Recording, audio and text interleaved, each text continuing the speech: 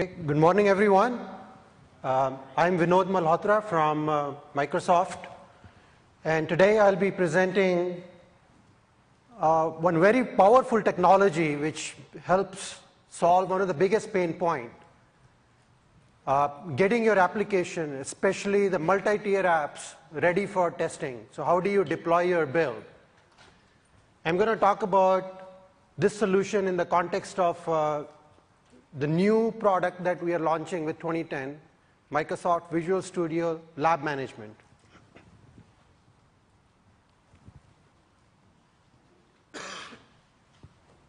So let's talk about some of the common reasons why the software productivity is still suffering.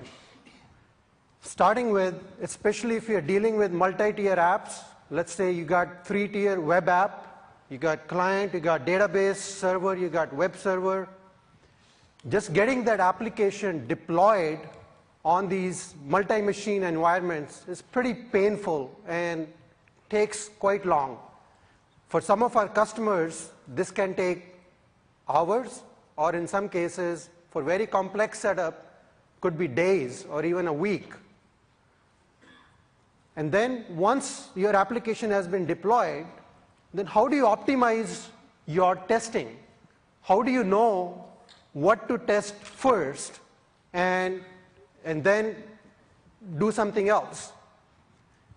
And the last thing, again, where there's a lot of time lost is some tester files a bug, goes to the developer, and for n number of reasons, it gets kicked back saying, oh, I can't reproduce it.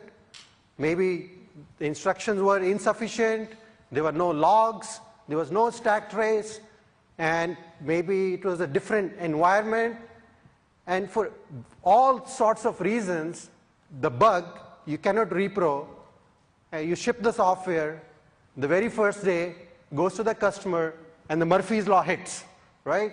The customer finds your problem the very first day that you could not repro.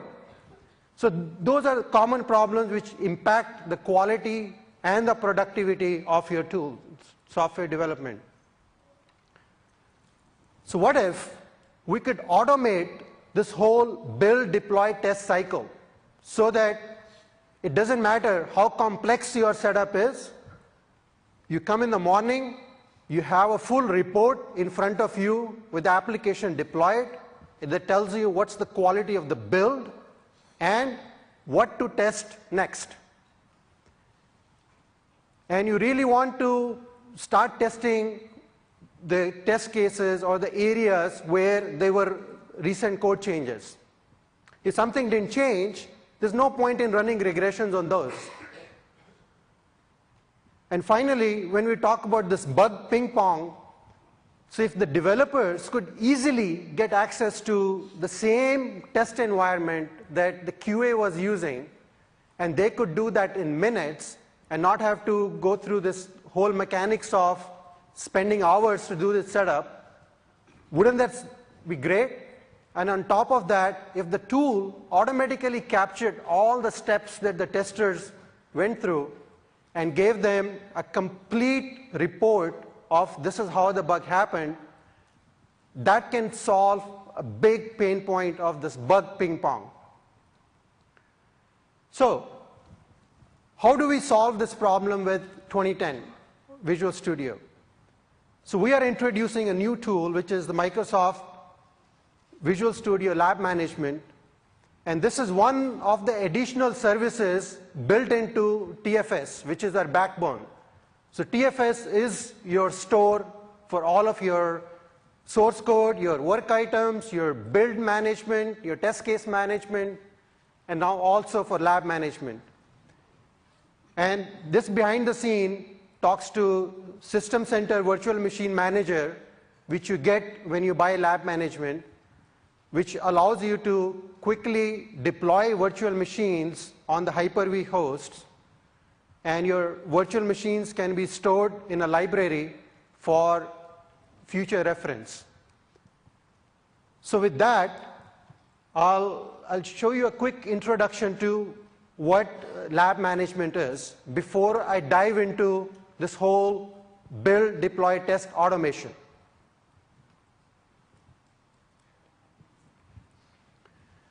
So what you're looking at here is a brand new tool, which is Microsoft Test and Lab Manager.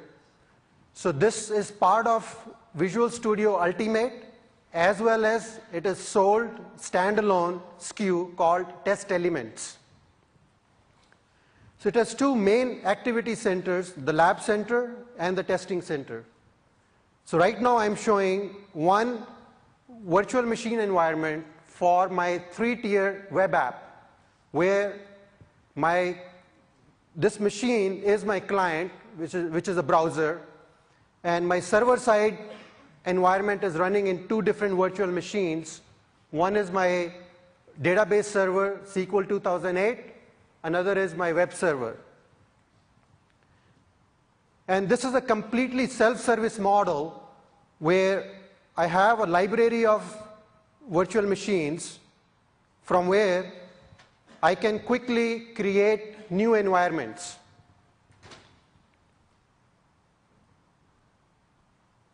Now, this is the fully integrated solution for the testers. So as a tester, if I come in, I can define my plans, I can create my test cases. Yes, please. Sorry, does this work at all with VMware? If you have VMs that are being created or templates with VMware? Okay, let me repeat the question. The question was, does it work with VMware virtual machines? Unfortunately, the answer is no for this release. We tried to squeeze it in, but it didn't make it. So with the first release, we are supporting only Hyper-V.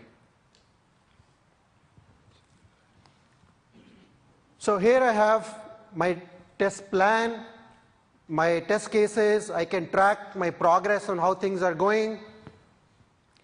And I can also specify my test settings that I'm going to use with different environments.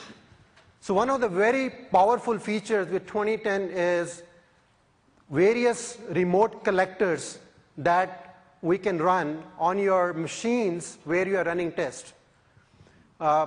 These collectors can be as simple as video recording, or these can be as complex as IntelliTrace. So we have a session this afternoon. I would recommend, if you want to go deep dive into IntelliTrace, attend that session from Habib. So going back, so this is my lab center, and here I have a list of all my environments. And if I want to interact with these environments, I say connect, and that takes me to my environment viewer. So here, think of it as a console where you can connect to all of your multi-machine environment from a single place. You don't have to have multiple RDP sessions floating around. And with a single click, you can actually start, stop, snapshot the whole environment. So for example, here I have multiple snapshots where I started with my base OS images, and then I installed some prereqs, and at this point my OS environment is ready for deployment. And then I ran a build which got deployed. So I have various builds deployed on it, and with a single click I can revert to a previous build. And in the next demo, I'll actually walk you through the whole experience of deploying a new build onto this virtual environment. Are those sessions and virtual images shared among multiple machines? We have 3 QA machines. Can each one see the snapshots that are taken on their machines? Right.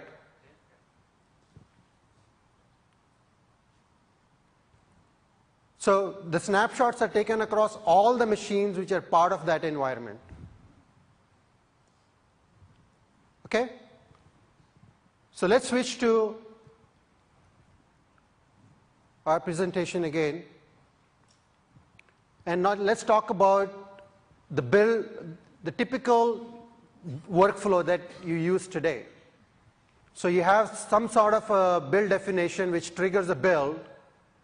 Now, when you want to deploy your application, you really want sort of a clean machine.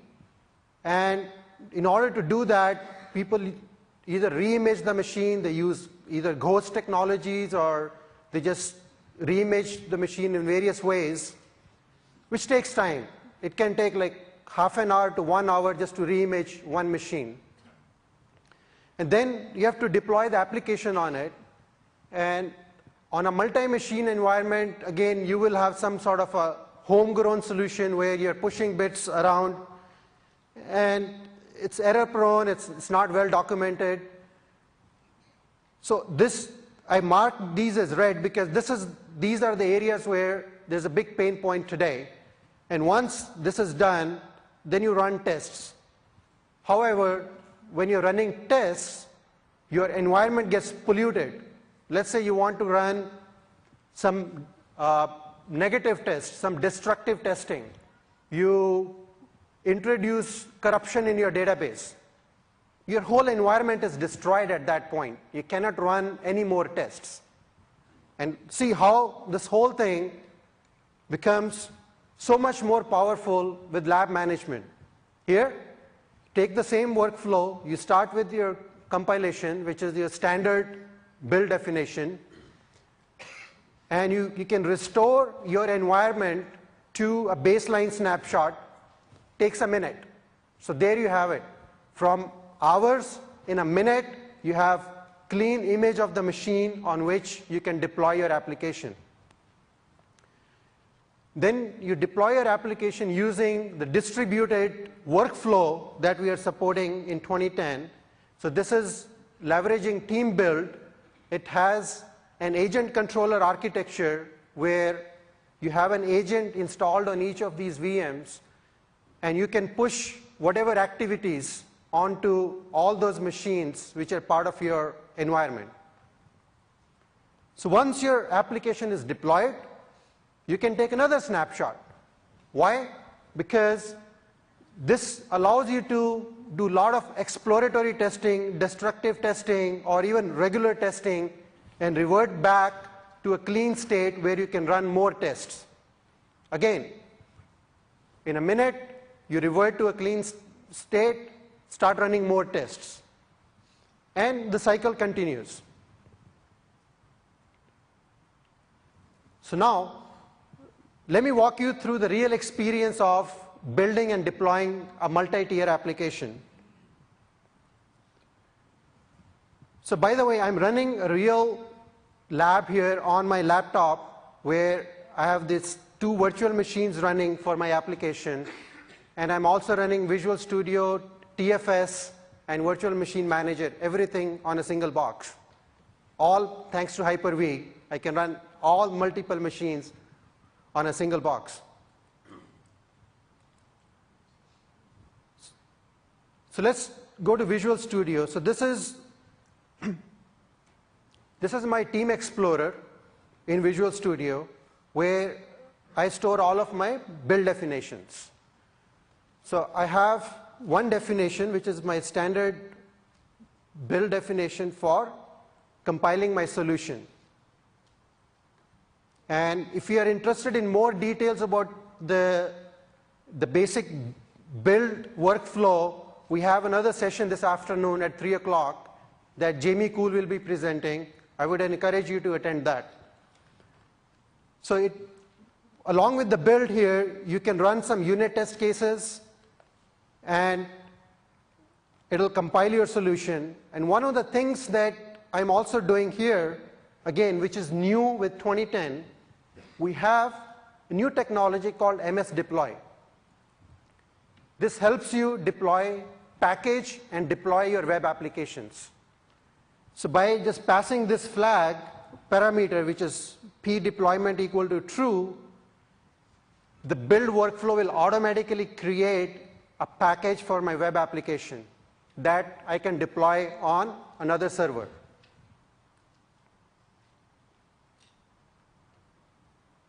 Now, that was my base build definition. Now, with the lab management, I have created another definition. Let me cue that build, because this whole process of building my app, deploying it, running test cases will take about 15 minutes. Question? With MS Could you please use the mic? With MS Deploy, do you have the ability to kick off a task within there? Say, you know, we need to upgrade a configuration file or upgrade a database as part of deploying a web application. Yes. So within MS Deploy, you have an option to actually deploy the database and upgrade the database and update the web.config as well. Thank you.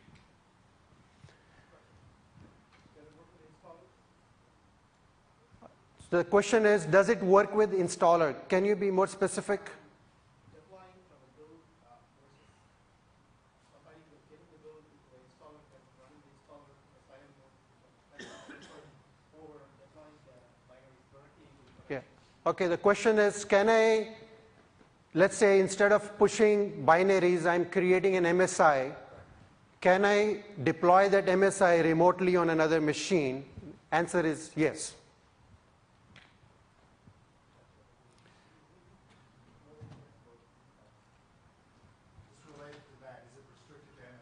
No, you can run any script. So the way we have architected the solution, let's say you already spent a lot of energy into your coming up with your homegrown scripts. You don't have to throw them away. You can plug those things as is into this workflow. So here I triggered my build, deploy, test workflow, which in turn also triggered the compilation of my solution. So right now, my application is being compiled. As you can see, I'm showing you the log here, what's happening. It's compiling my app. So a bunch of stuff is going on here. And at this point, it's also running my unit test cases. So as you see, it's running my unit test cases through MS Test on my build machine.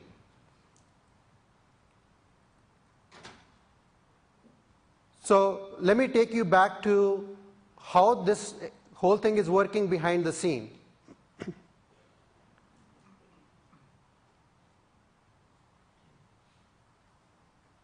So this is my build, deploy, test workflow. The first thing that's different is instead of using the default build template, I'm using the lab default template. So these are the templates which are shipped out of the box with the product. And oh, here it is. So as part of the workflow, it's now restoring my environment to that clean snapshot. So if I go back and look at the progress of my workflow here, so my application got compiled, and now I'm running my build, deploy, test workflow. So the first thing it's doing is restoring my environment to the clean snapshot that I had specified. And where did I do that? Over here. So here is my build, deploy, test workflow definition. Yes, please. For the VMs, do you have a process or a way to apply Windows updates and keep that kind of stuff up to date, or any other applications that are on the VM, update them to the latest version or not update them and keep them at a certain version? So yes, there is a solution from the System Center which allows you to do offline updates of all the virtual machines. Okay, and that includes like third-party applications, like if you have to support multiple browsers like Chrome, Firefox, Right. and you do those or not? So Upgrade them or not upgrade them depending on which role that VM plays? Like if you want one to always stay at Firefox 2, but if you want another one to always be on the latest and greatest, can you? right, so you could actually spin up two VMs, one which has the version 2.0 deployed, another has version 3.0. Yeah, but can you set like a flag or something to have it always updating to whatever the latest Firefox is? No, you'll have to do the third-party software updates yourself. Okay.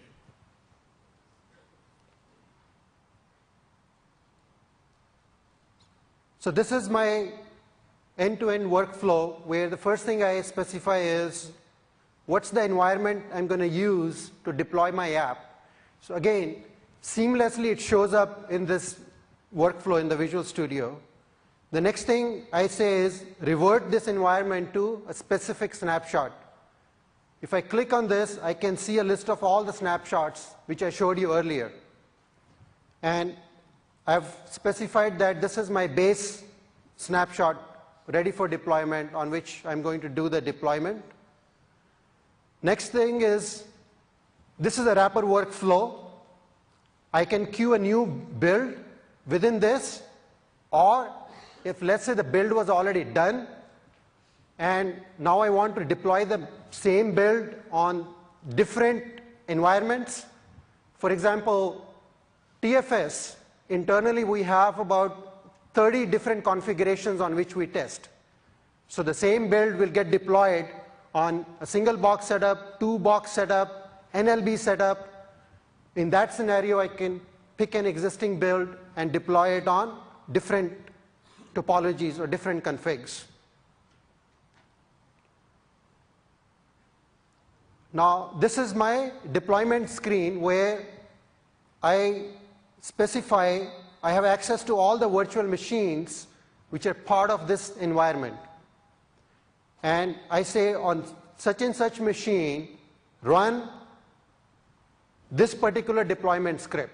So this could be as simple as saying exec MSI, or it could be PowerShell script. It could be MS deploy script. So I am actually using MS deploy here to deploy my web app.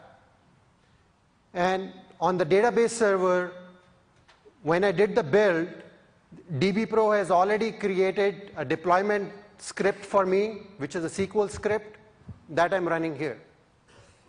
And after my app is deployed, I take this post-deployment snapshot, and automatically the build number gets attached to the snapshot so that it is unique. And finally, this is where I specify what tests I'm going to be running. My test plan, my test suites. So I'm running my basic verification suite, which is automated, and so on.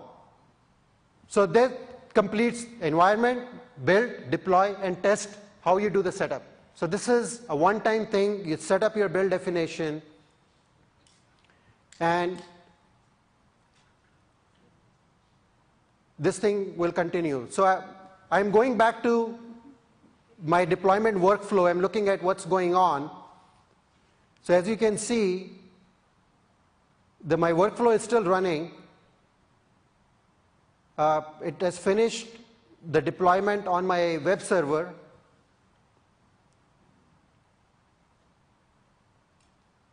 So this is where my MS deploy is running.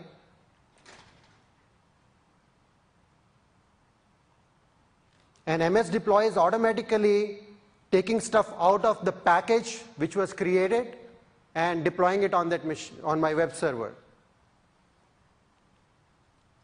And after my web deployment is done, automatically my SQL Server deployment kicks in, which sets up my SQL Server and populates my database. So here all of my schema in the database is getting populated. And now my tests are running. So let's go here. If we go back to environment viewer, so I'm here at the post-deployment snapshot now. Let's look at what's going on my web machine.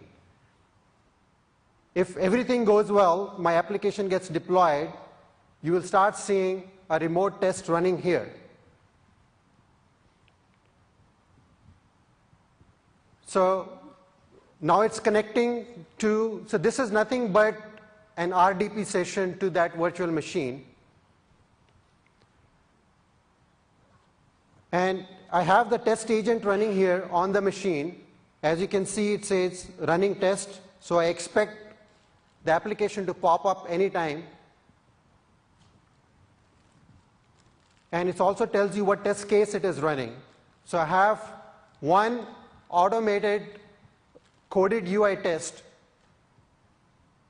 Boom, there it is.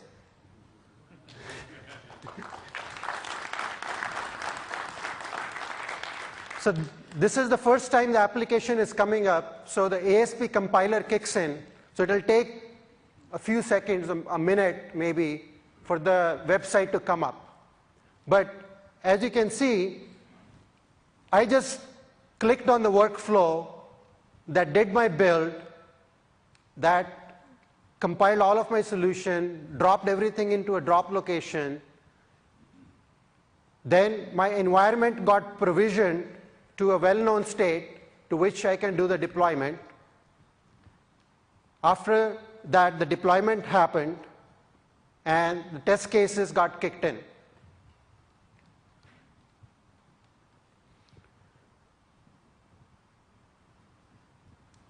So this will take maybe a few more seconds,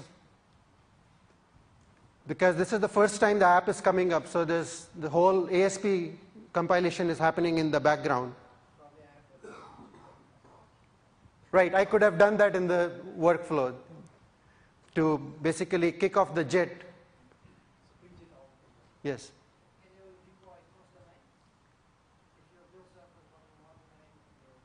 Oh, there it is.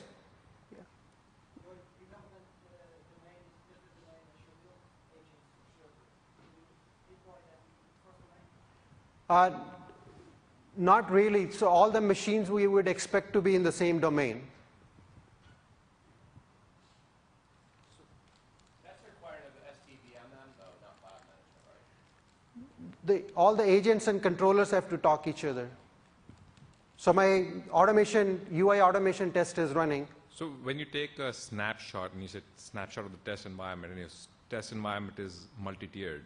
Right. Are we taking snapshots of all the boxes in that environment, or All the VMs in that so environment. including the SQL, including any BizTalk or anything in between? Right.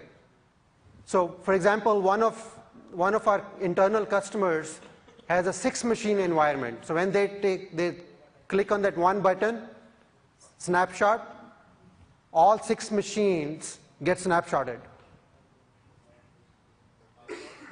Yes, please.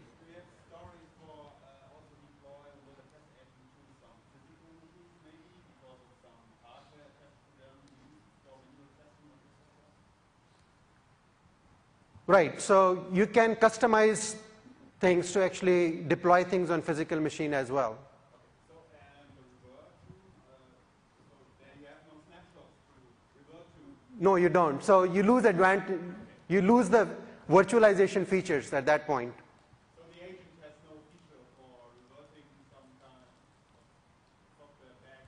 No, there's no concept of, the question was, if I put a physical machine in the mix, how does the snapshot work? The answer is, there's no snapshot for physical machines. Can you simulate the number of users also? For that, we have a different solution, which is called load testing. So I would recommend you can look up our load testing solution, which can simulate n number of users. Can your load testing solution interface with this solution? So once you design your workflow, can your load testing call use this workflow? Out of the box, it's not there, but it can be done. Everything is up for consideration for the future releases. It's all matter of prioritization. I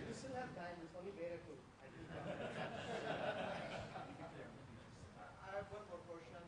Do you also spit out some kind of performance metrics also with this when tests are like getting executed? Do you log some how much is actually built from like CPU or execution time and session standpoint?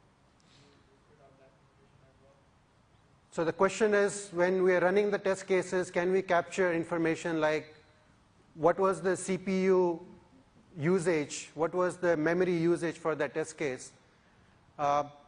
I don't think we do that. With the load testing, you get overall metrics in terms of the memory and the CPU usage on the box.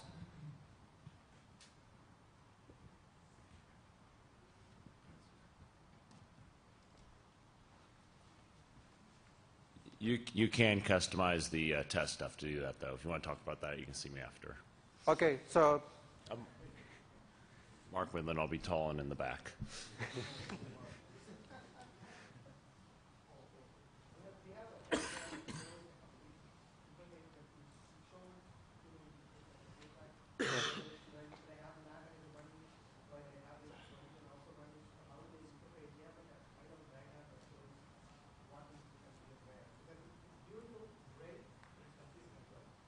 yeah, so the question was, how are all these pieces hooked together?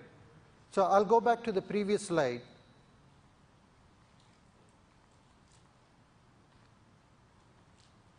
So this is your setup, right? So you have Team Foundation server, System Center, Hyper-V host, and then you have a client. I didn't show the client machine here. So client is where you're running Visual Studio or Microsoft Test and Lab Manager. So client basically talks to TFS, and then everything else happens behind the scene. So the client is always installed in separate box on the same machine, right? It doesn't matter, right? As far as the client runs, it's able to talk. Right. So they is service. Pardon? It's all service, right? The test and the build agents, or deployment agents, run inside these VMs here. Do you have to kick it off manually from Visual Studio, or can you schedule it to kick off at night? Or Okay, the question is, can you kick it off automatically like nightly build, or it's only done manually? Answer is lot more than what you want. So again, with 2010, it's really, really powerful. So let me show you what all features you have. So here's the trigger. Oh, sorry. So here's the trigger. So you can do a manual trigger. You can have continuous integration. You can have rolling builds. There's another new feature called gated check-in, where basically no more broken builds. The developer code will not be checked in until the build succeeds. And not only the build, you can have additional test cases, you can have additional architecture rules that the code has to satisfy, like FXCOP or your modeling rules, before the code will be checked in. So you're implying that the client, Visual Studio 2010 client, where the developer sits, is really driving all of this synchronization. The job is not being handed off like the Foundation server or your lab management studio server to control these processes. Of course, the behind the scene, all the management is done by the server. So here you kick a build, that information goes to TFS. So TFS job takes over and then farms out activities to different machines. And again, for anything related to virtual machine, TFS will send command to VMM, which will take care of like reverting the machine to a snapshot and so on. If I understand right, this information is stored at TFS level, right? Yes, your build definition is stored in TFS.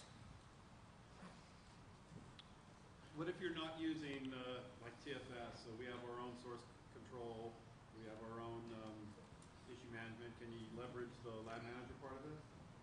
Right, so let's say you have your own source code control and you do a build. You drop the build into a build location, certain location. We can pick up build from that location and continue.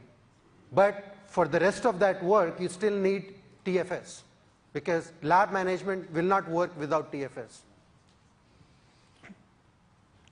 So I got a question with regard to when you revert with, it's really cool that we can revert right before we run our tests, our automated system tests. But we're actually running automated tests at two levels. We do automated system tests that rely on the full system install, but we're also doing automated unit tests along with the build. Right. And because we have a managed code and unmanaged code environment mixed, Right. we're actually having to, put things in the GAC and do registrations and things on the build machine for our unit tests to run. Right. So we need the same functionality at the build level to be able to revert to a clean state. Not a problem. As So in you- fact, when I ran the build, I did run unit test cases with it. Yes, but did you revert to a clean state prior to doing that? So this is my end-to-end workflow, and if I look at the plain build definition, Can you zoom in on the screen a little bit? okay, I'll do that.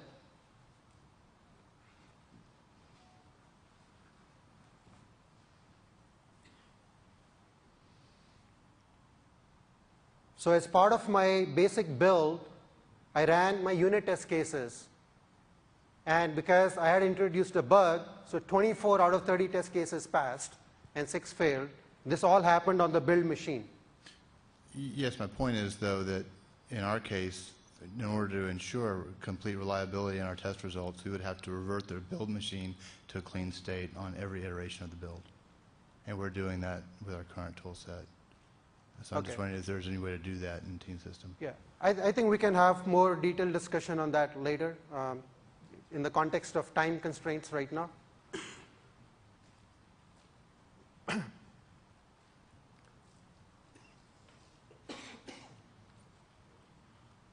So let's look at so let me wrap up what we covered so far in terms of this whole automation workflow. Because of virtualization and ability to create virtual environments quickly and easily, you can revert to the environment to a clean state in a minute instead of hours. You can author a distributed workflow which lives in TFS. It's not another homegrown script which is sitting outside and not getting maintained or not getting version controlled. And on top of that, you can use MS Deploy to have predictable and fast web deployment. And on top of that, once the deployment is done, you can take another snapshot of the environment for doing further exploratory testing, negative testing, or whatever you would like to do. And in fact, you can also roll back to different builds in a minute, which is really, really powerful. Because today, if I have build A, and then I got another build, and for some reason I wanted to go back to the previous build, maybe it's lost. I need to redo the whole setup. So here, with a single click, I say revert to that build, and boom, I'm there. Quick question. So on the test environments, can you have more than one test environment up at the same time in this situation? Right, so what I showed you was only one environment running, but for example, one of the internal usage that we have like about 40 different test environments up and running all the time. Okay. So what I meant was two different builds. Right. Because one of the things is people will, they'll have a well-known URL to kind of go to that environment. Right. Can you have two different builds running at the same time? Right, so the build system is scalable. So you have a build controller which can manage n number of build machines. So you just queue up all the builds, and based on the availability of the agents, they automatically get farmed out. Okay.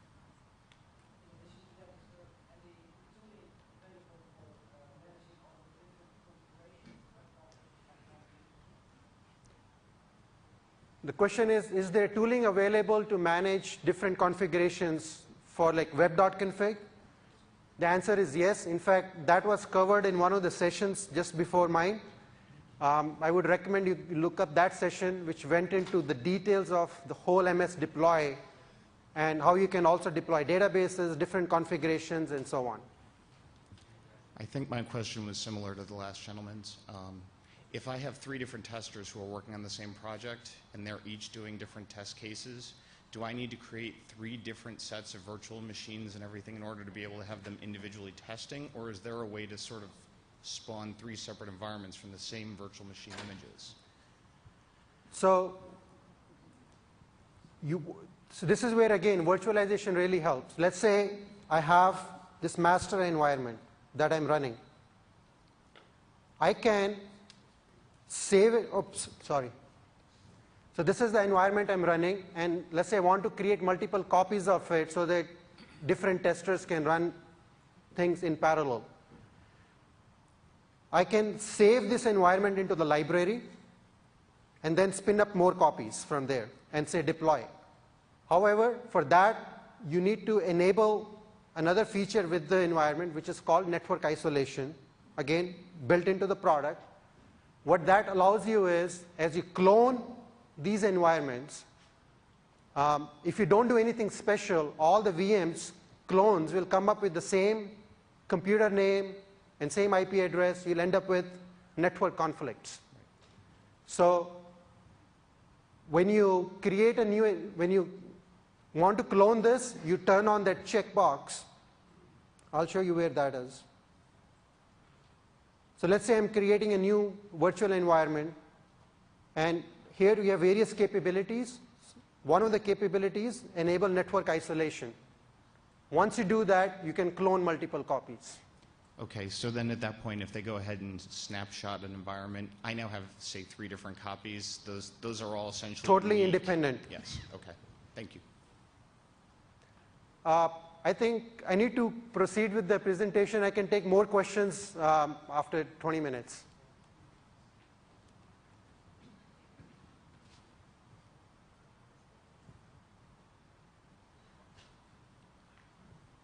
Okay, so now my build is done, it's been deployed. What do I do next? I really want to optimize my time, and I want to look at the test cases that I should be running first, based on the changes which happened to the code. So this is what I will do. I'll come back to my testing center, and in this plan, I go to track, and I say, okay, tell me the recommended test cases. So I pick up, this was the old build, so let me take the latest build, which I just deployed.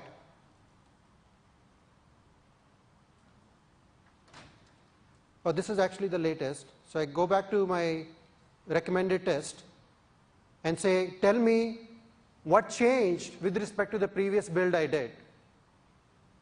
So I click on this, and it tells me that out of my 5 or 6 different test cases that I had, this is the test case which got impacted because of the code change I did. Not only that, as a tester, I also have more information.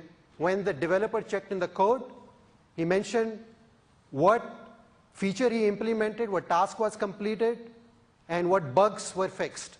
So now, as a tester, I can go and regress these bugs, and also my work has been prioritized to look at the tests which have been flagged as the code change which is impacting those test cases. How did it have the intelligence to do that without checking code paths or doing code analysis? So if I had 5 tests fail, how does it know that that's the one that was the root of all the failures? Okay, so the question is, how does it figure it out? Very good question. You'll have a lot more details in the afternoon, but let me give you a very brief introduction to that. As I mentioned, when I'm running these test cases, I have test collectors running along with the on my test machine. So let me actually bring up when the test case ran, this is what happened.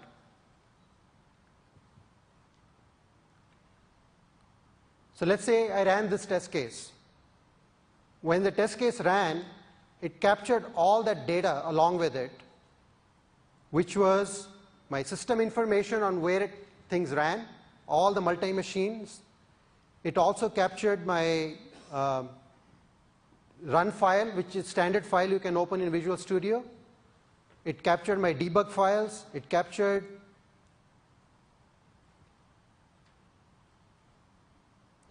so there's n number of collectors which collect all that information, including test impact. And that information gets pushed into TFS. So I did one run, all that information went into TFS. Now I picked up a new build. When that build happened, we did a test impact analysis. And that analysis basically looks at the code change and the previous data which said these were the functions which were called by these test cases. And if any of the code change happens to be in one of those functions, the corresponding test cases get flagged. So it does code path analysis? Yes.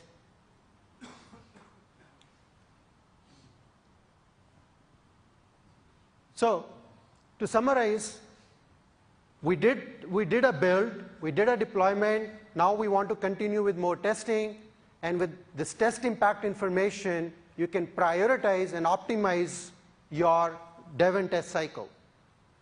Now, let's say I identified the test case I want to run. I'm going to wear the hat of a manual tester now and start testing it and see what is the new experience, how seamlessly a tester can file an actionable bug that the developer will have a hard time saying, I cannot repro.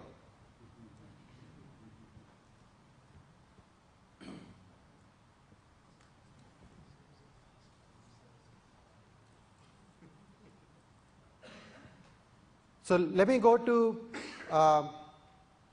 so this was the test case which was flagged as impacted.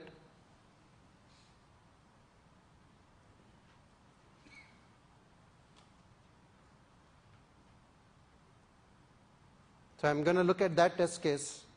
So this talks about checking out shopping cart.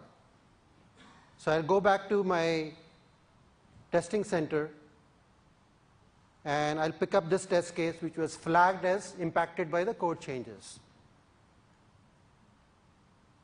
So I'm going to run this test case manually. So this is part of my manual testing now because all the automation run has been completed. So this is Microsoft Test Runner. I start this test case. So all the steps in the test case have been documented, and as a tester I just go through them. So the first step says bring up the app. So I'm going to bring up the app on my local box here. So it's deployed on my remote server which is named web.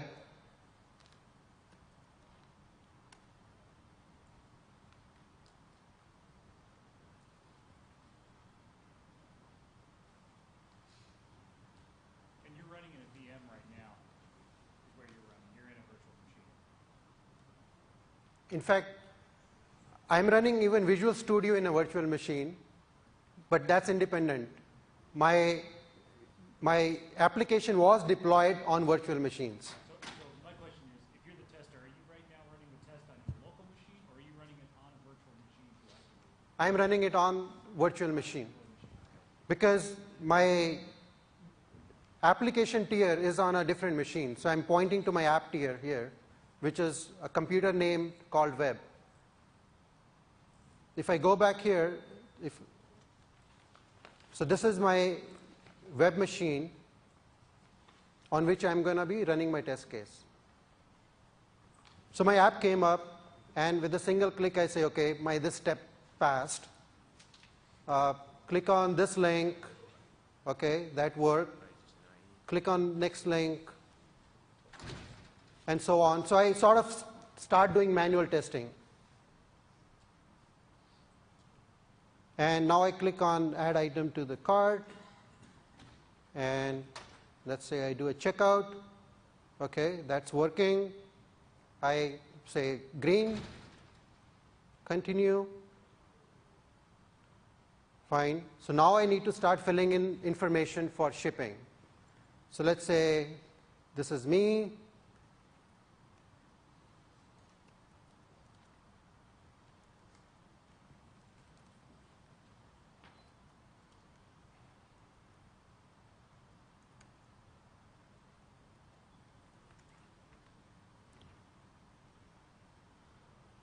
So I'm not using the same name as was there. So let's say I fill in all my information. let's say I'm right now in Los Angeles.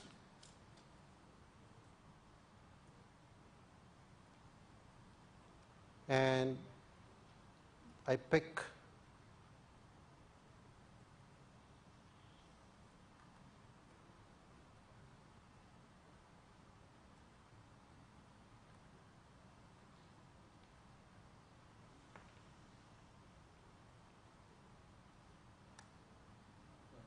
state, okay, type in some zip code and say go. Boom. Okay, problem. So this problem was not caught in automation, and this showed up only because I was sort of going through keyboards and never used mouse, and there is some binding or something which is missing, right? So at this point, as a tester, what I will do, basically, when I tried here, my step failed. I say this is failed. From right here, I can take sort of screenshot of what this is looking like. And I can also take a snapshot of the environment, because this is a simplistic problem, but let's say this was a more complex problem which has to do with the configuration that requires access to that particular test environment. Again, fully integrated, out of the box, from the same testing tool, I took a snapshot, I'm taking a snapshot, I took a screenshot, and I'll show you more information as I file a bug. Question? Quick question. You said that this particular bug was not caught in automation because this was not actually included while you were doing like more keyboard actions. Is there any way, now you have found this scenario, is there any way that you go a little bit back in time and capture that and convert that into the test script so that next time it is included? In fact, when I was doing all this, there was a checkbox here to say action recording. I could have just recorded everything and I can replay. So my snapshot is taken, and now I file a bug. Again, right there, single click, I say file a bug. Now it's collecting all that information from the remote machines, including IntelliTrace data, system information, test impact, and so on. So here's my bug. Look at all the rich information. All the steps I did, they've been captured. Whatever test step failed, that's been marked. My environment snapshot, my screenshot, and also, let me maximize it.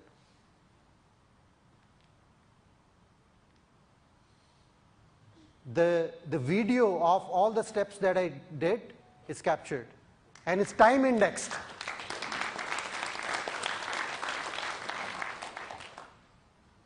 So as a tester, I just give a title for the bug,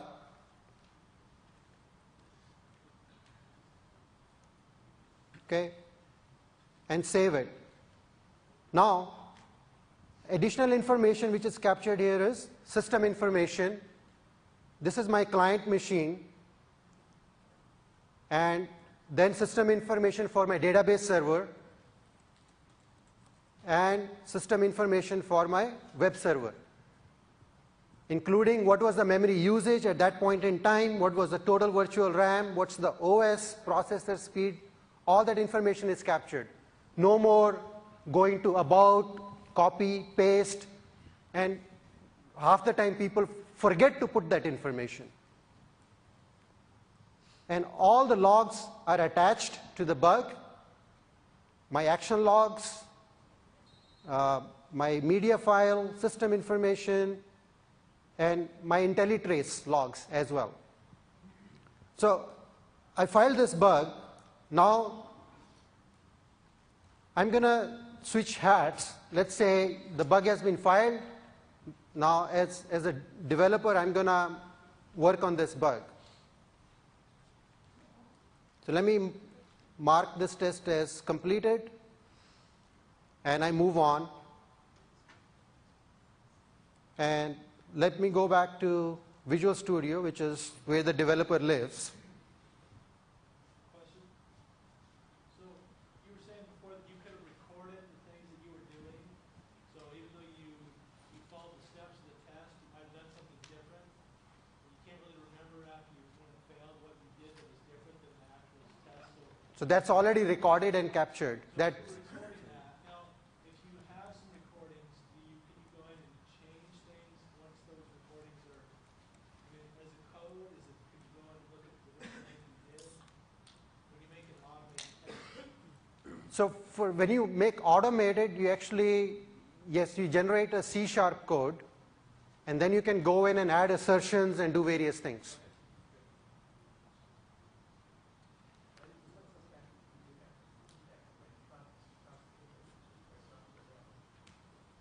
So there are various things that we are capturing. We are capturing video, we are capturing all the action that the tester did, we are capturing system information, we are capturing the IntelliTrace information, and so on. And I also captured my environment snapshot, and I attached it to a link to that I attached to the bug.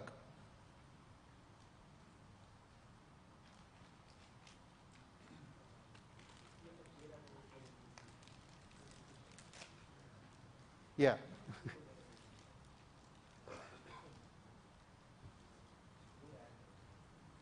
Okay. So it was collecting all that information. It's done. As a developer, I'm back in Visual Studio.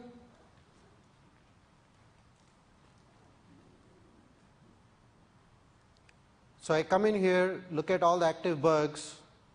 Here is the new bug I just filed, right? And I can play a video of what was going on.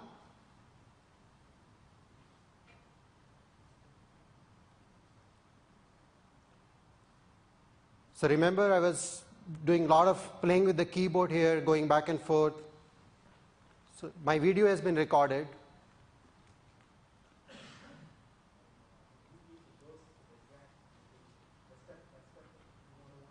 Right. So it's all time indexed, so you don't have to play the whole thing and then get to that one point. The more powerful thing is,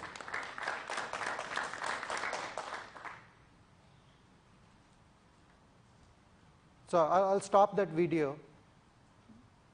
I also have all these links. So one of the links is linked to my environment snapshot. I double click. Now, I get an option to connect to the exact same environment. So I have two options here. Either I can connect to that particular state, or I can connect to the current state of the environment. And if I had made another clone of this environment, I would have seen a third option which says, spin your own private copy. So I connect to it to that particular snapshot.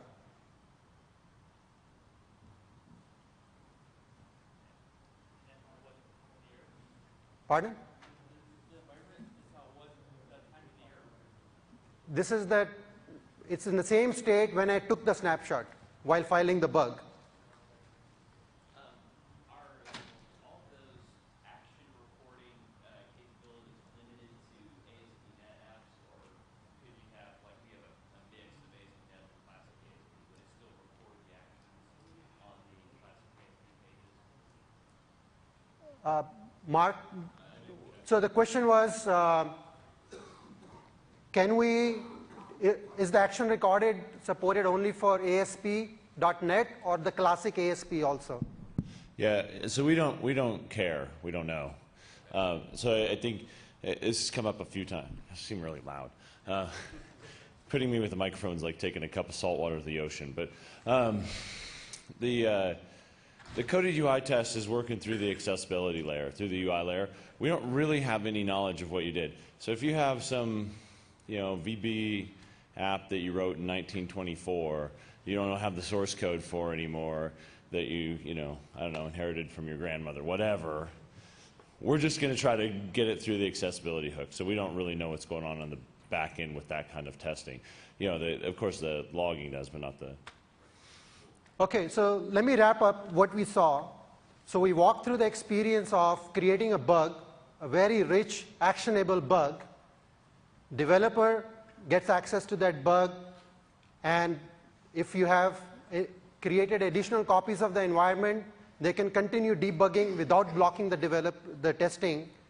And all this rich information, hopefully, makes this no repro a history. Now, how do you get started with this solution that I just showed you? So the client piece, which is the Microsoft Test and Lab Manager that I showed you, is part of Visual Studio Ultimate. It's already in beta 2. It's out there. Anybody can download and try it out today. Or if you're just interested in Microsoft Test and Lab Manager, it also comes as a separate SKU called Test Elements. And in addition, you need to have the lab management. The lab management, the way it is licensed is per physical CPU on which you will be deploying and managing your lab environments. These are physical CPUs, independent of how many cores, independent of how many VMs you are running on them. So the Moore's law is in your favor. And these are some of the links to the download for beta 2, and there's a blog from the lab management team you can check out. Finally, we covered 3 main scenarios. No more waiting for build for a multi-machine, multi-tier app. No more wasteful testing. You can prioritize your testing based on the test impact that came out of your build report. And hopefully, no more repro as a history with all the rich technology that we are delivering with 2010. That concludes my talk. I have a list of few of the talks which are related and you might find interesting. Some of them are today itself in the afternoon. For example, you want a deep dive on IntelliTrace debugging. There's one by Habib. You want to have a deep dive on how this whole build workflow is architected. There's a talk by Jamie Cool and Brian Randall. And finally, before I wrap up, please give your feedback. Fill out the evaluation forms online at microsoftpdc.com. And every person who fills in the form, Microsoft will donate $1 to a charity. So, and also, it's good feedback for us. So we do take that feedback very seriously. So do fill up the feedback form. And if you want to learn more, there's a bunch of videos on Channel 9 that you can download or view online. So that concludes my presentation. I'll be around for the next 30 minutes.